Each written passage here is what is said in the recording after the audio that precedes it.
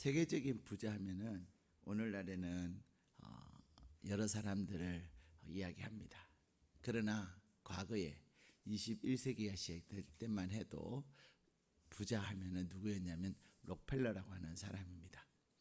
이 록펠러라고 하는 사람이 얼마나 부자였냐면 그는 뉴욕 시민들은 우리 회사에서 수도요금을 다 내주겠습니다.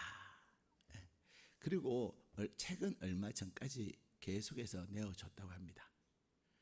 그래서 수도요금을 이제는 록펠러 재단에서 내어주지 않게 된 것조차도 신문에 기사화되어서 그것들을 사람들에게 발표할 지경으로 이 록펠러 재단은 어마어마한 부자였습니다.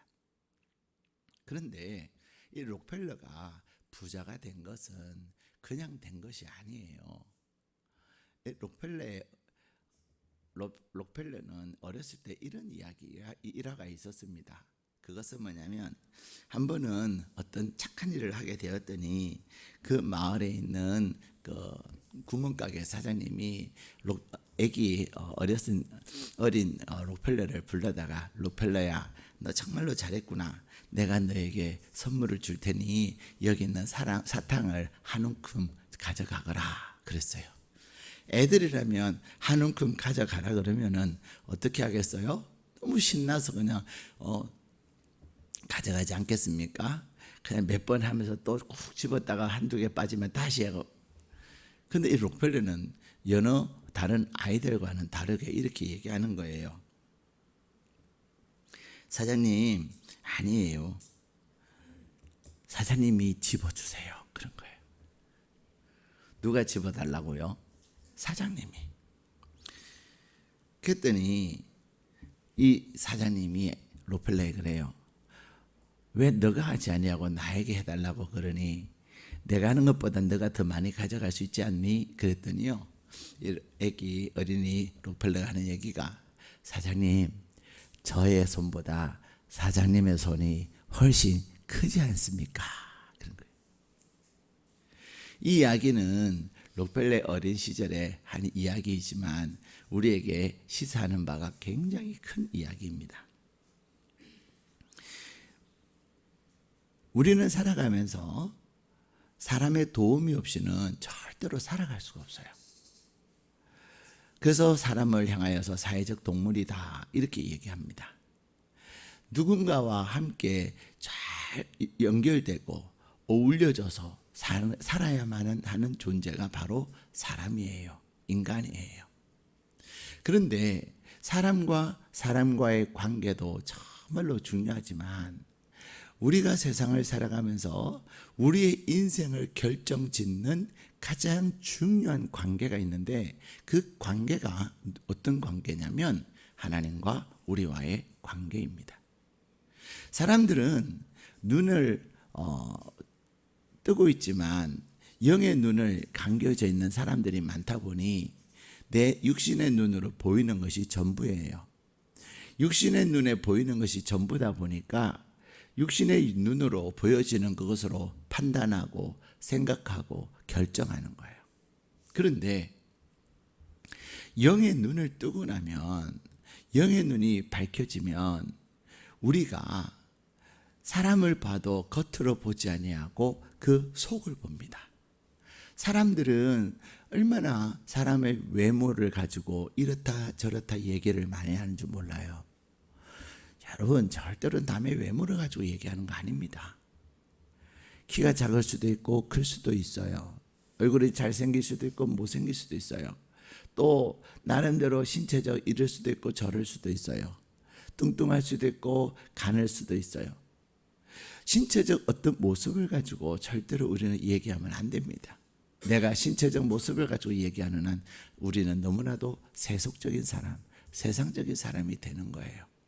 우리 하나님은 우리가 어떻게 우리를 가꿨고 우리가 어떻게 되었고 거기에 관심이 없으세요. 키가 작은 사람은 작은 사람대로 하나님께서 키가 작은 그 모습이 꼭 필요했고 그 작은 모습을 통해서도 위대한 하나님의 일을 이루어가는 거예요. 또 키가 큰 사람은 큰 사람대로 하나님께서는 계획이 있으시기 때문에 우리를 그렇게 빚으신 거예요. 그 모두는 하나님의 걸작품입니다. 그러기에 하나님은 우리의 외모를 가지고 말씀하지 아니하시고 우리가 얼마나 내 마음을, 내 내면을 잘 가꾸고 내 내면을 정말로 하나님의 마음으로 만들어 가느냐, 그것을 중요하게 여기는 거예요. 근데 오늘 하나님은 우리에게 말씀하십니다. 우리가 사람과 사람과의 관계를 중요시 여기면서 살아가는 거예요. 어쩔 수 없어요.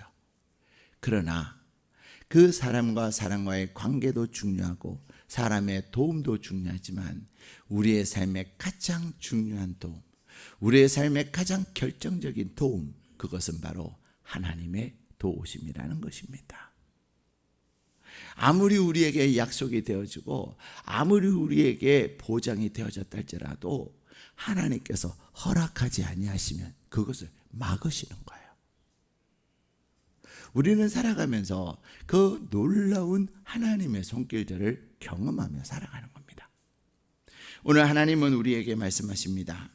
1절 말씀에 보면은 하나님이 우리의 피난처시고 우리의 힘이시고 또 우리가 환난 중에 만날 큰 도움이시다 말씀하고 계십니다.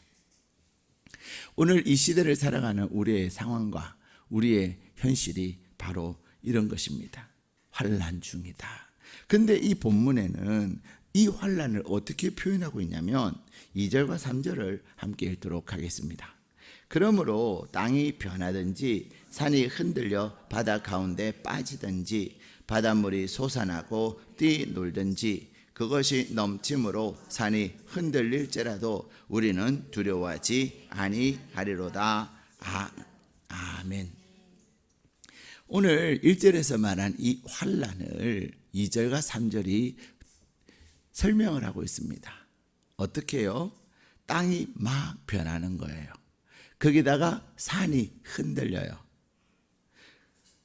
그러면서 산이 막 흔들리다가 어떻게 돼요? 바다 가운데 빠지는 거예요. 자, 이런 일 있을 수 있습니까? 없습니까? 충분히 있을 수 있습니다. 지진이 일어나면 땅이 변합니다. 우리는 지난 티르키예와 시리아 접경 지역에서 일어난 지진을 보면서 얼마나 놀랍니까? 그냥 그렇게 아름다웠던 도시가 하루아침에 완전히 무너져버려, 형체가 없어져 버려요. 또 다른 곳에서 일어난 그러한 지진들은 그냥 산이 무너져가지고 그냥 바다로 빠져 들어가는 거예요. 뿐만 아니라 3절에서는 바닷물이 솟아나고 뛰놀고 그것이 넘침으로 산이 흔들릴지다. 그러면 우리는 두려워해요, 안 해요? 하죠. 두려워해요. 오늘날 많은 사람들은, 특히 우리나라 사람들은 무엇에 대한 공포에 사로잡혀 있어요?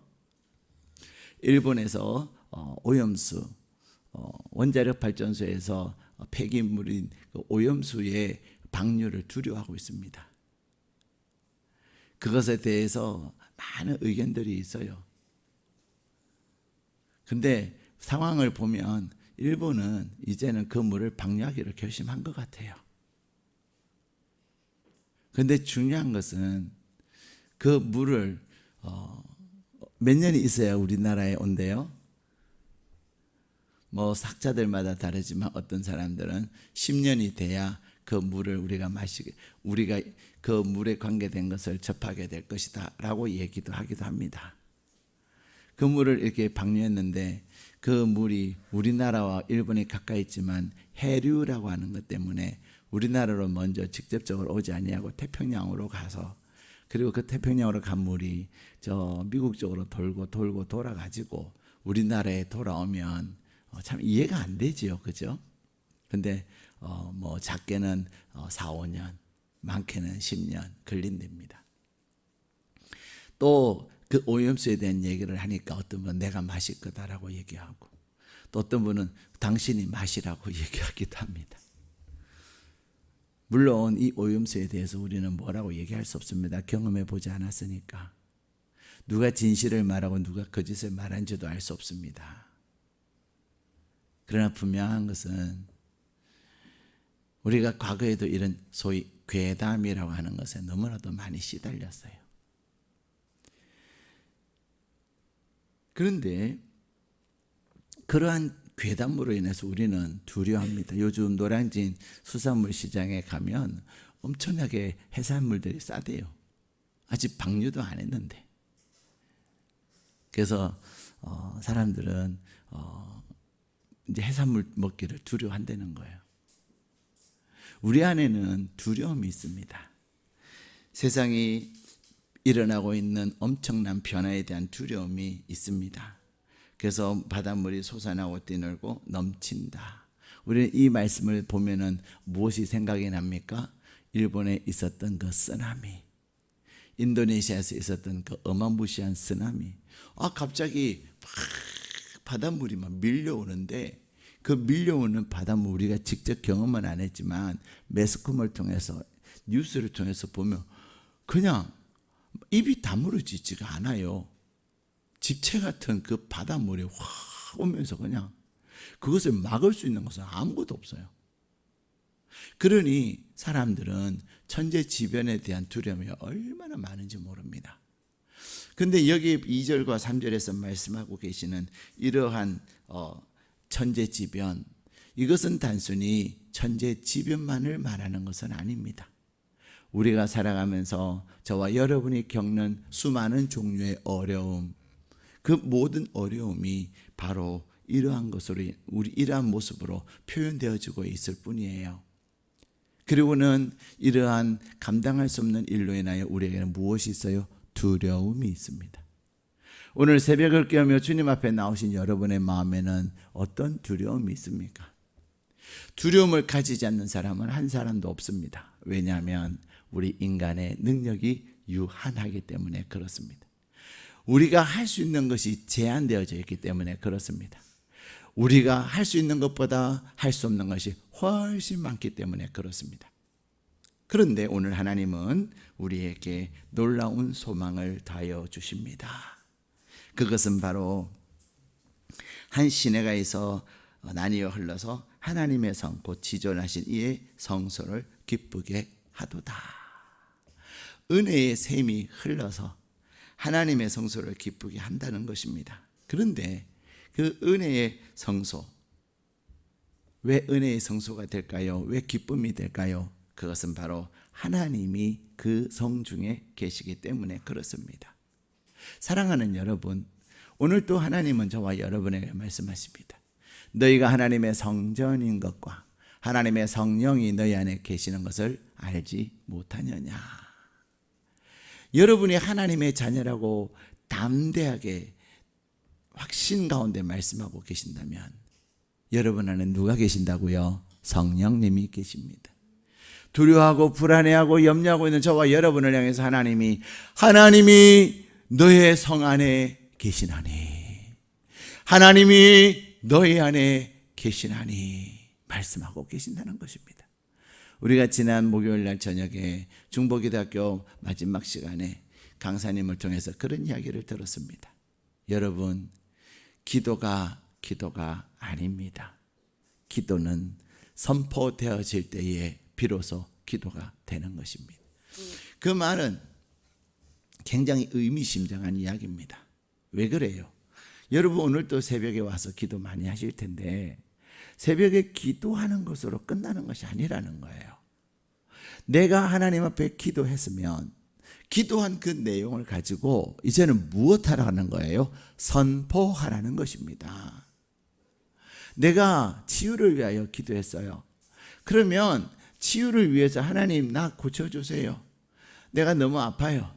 하나님 나 고쳐주세요. 그래서 치유하시는 하나님을 내가 자랑하고 싶어요. 그렇게 기도를 하셨다면 이제는 무엇 해야 됩니까? 나는 나음을 입었다. 뭔가 좀 기도하고 났더니 더 아픈 것 같아요. 나는 하나님이 치유하셔서 치유하심에 대한 명현 현상이다. 선포해야 된다는 거예요. 나는 이미 나음을 입었느니라 선포해야 된다는 겁니다. 하나님 나에게 지금 물질이 필요합니다. 재정이 필요합니다. 하나님 나에게 공급해달라고 기도하셨다면 이제는 여러분이 뭐라고 해야 돼? 아이고 지갑에는 돈이 없네. 은행 통장에는 잔고가 없네. 통장에 보니 마이너스만 찍혔네. 아휴, 언제나 돈이 생기려나. 이러면 안 된다는 거예요. 하나님 앞에 기도하였으니 물질아 재정아 나에게로 오라 선포해야 된다는 겁니다. 근데 우리는 기도는 하는데 무엇을 안 해요? 선포를 안 해요. 선포하기보다는 오히려 반대로 이야기한다는 거예요.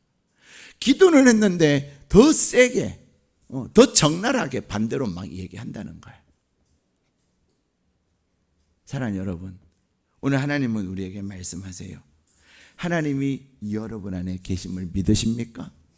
하나님이 여러분 안에 계신다는 것을 믿으신다면 여러분의 성은 절대로 흔들리지 아니할 것입니다.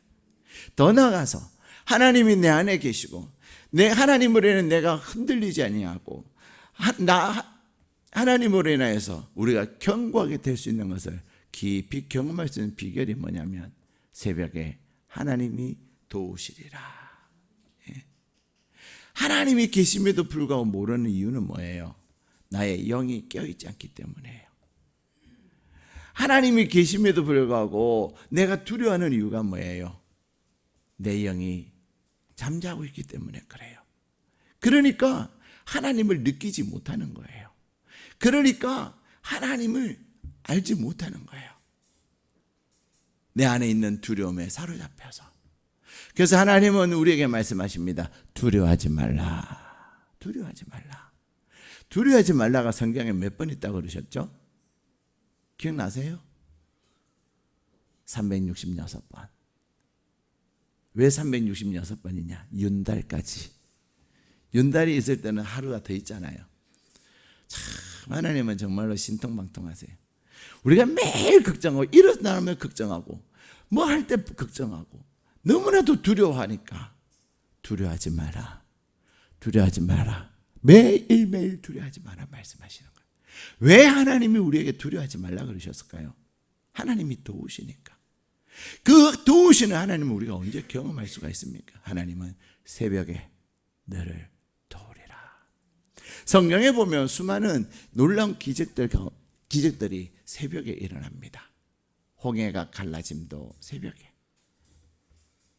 하나님의 말씀이 임함도 새벽에, 새벽에 하나님의 성령께서 우리에게 놀라운 은혜를 베푸시는 겁니다. 만나를 먹는 것도 언제요? 새벽에. 사랑하는 여러분, 사람들은 새벽에 그 시간에 자야 건강해. 세상 사람들은 그 시간에 뭐 해야지 라고 얘기합니다. 그 시간에 돈을 벌어야지.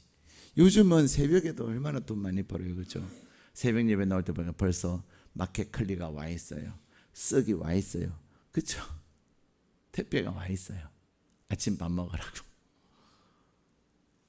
그러나 내가 나를 도우시는 하나님이심을 믿는다면 새벽에 이 시간, 전능하신 하나님의 도움을 구하는 이 시간이 나의 삶에, 나의 하루 중에 가장 소중하고 가장 중요한 시간이 되는 줄로 믿습니다. 저는 감히 우리 모든 사람들에게 그렇게 말할 수 있습니다. 새벽에 여러분이 무엇을 하든지 그보다도 하나님 앞에 와서 기도해 보세요. 하나님이 도와주셔서 여러분이 하는 일과 여러분이 그 시간에 건강을 위해서 잠을 자고 돈을 벌기 위해서 일을 하고 여러분이 어떤 무엇을 위해서 하는 것보다 훨씬 유익합니다. 새벽을 깨운다고 절대로 건강 해치지 않습니다. 제가 지난번에 부산에 갔을 때 그런 얘기를 했어요. 이 얘기도 했어요. 여러분, 여러분의 교회는 이제는 다시금 일어나야 합니다. 그러기 위해서는 새벽을 깨워야 합니다. 그랬더니 그러면서 제가 새벽 하는 사람 치고 건강하지 않는 사람 없습니다.